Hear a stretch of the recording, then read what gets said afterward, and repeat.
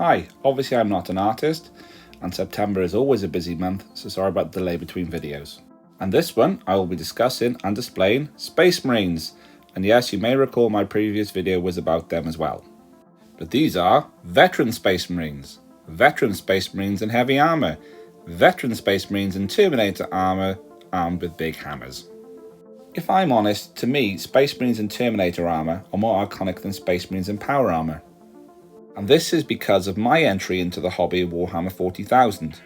My first wargaming experience, let alone 40k experience, was 2nd edition Space Hulk. Space Hulk, now criminally out of print for nearly 10 years, is a turn-based, tile-based dungeon crawler set aboard a Space Hulk, which is a giant collection of smushed up spaceships, kind of like a Katamari full of deadly aliens, gene stealers to be exact.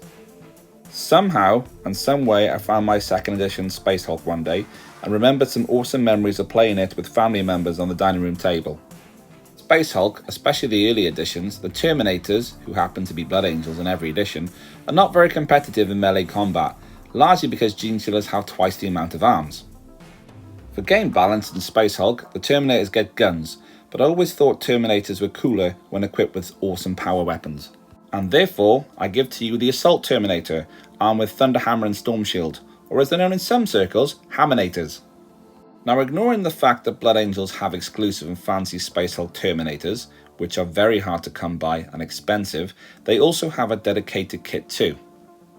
And many of these parts are found in my squad. Also, here is Brother Amorous from the 2nd season of Space Marine Heroes.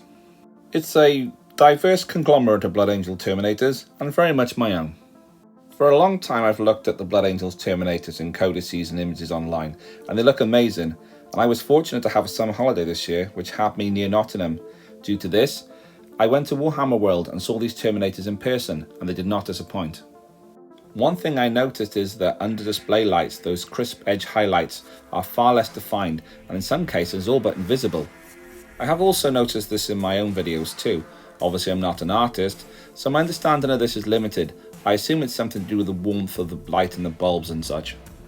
So as I stated earlier, my squad of 5 Terminators are a collection of the now quite old Assault Terminator kit, some parts from the Blood Angels Assault Terminators kit, a body, most of the hammers and shoulder pads, and a collection of livery. Colour wise, they're painted in my pre-2023 style, black and white Denethor Prime, Mepston red base, all over Agras Airshade, layer Mepston red, followed by Everson Scarlet edge highlight and Wild Rider red spot highlight. These models mark the first time I attempted a technique on a base that isn't just a texture paint with a wash and dry brush. I used pieces of cork to try and recreate broken ground covering. This was covered in an Astra Granite technical paint and dry brush with a Celestial Grey, so not that different from usual, but the Terminators needed the extra height, especially when fielded with Primera Space Marines. Unfortunately, due to this new surface, the models needed to be adhered to their base using something different than the usual plastic glue I use. My solution, super glue, but they're not that stable. In retrospect, I probably should have pinned them to the cork. As a bonus, and added HQ to the squad, especially now in 10th edition 40k, as HQs can join squads, I built and painted Captain Carlion. This mini I've had for 4 years, as he came with the awesome and equally as criminally out of print Blood Angels Crimson Spear Strike Force in Christmas 2019. In the lore, Captain Arius Carlion is the current captain of the Blood Angels First Company, and also has the title of Shield of Baal. Armed with a relic Thunderhammer and Stormbolter, he is responsible for the destruction for more than half a dozen Space Hulks.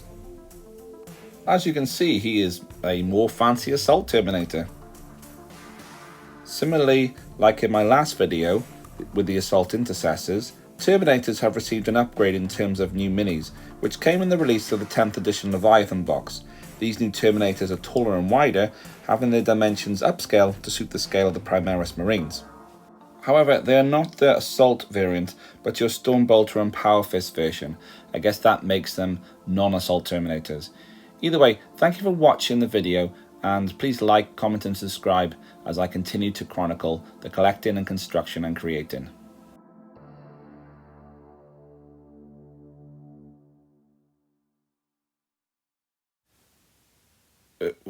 Wait, what? Not this again. And they got claws as well. Oh.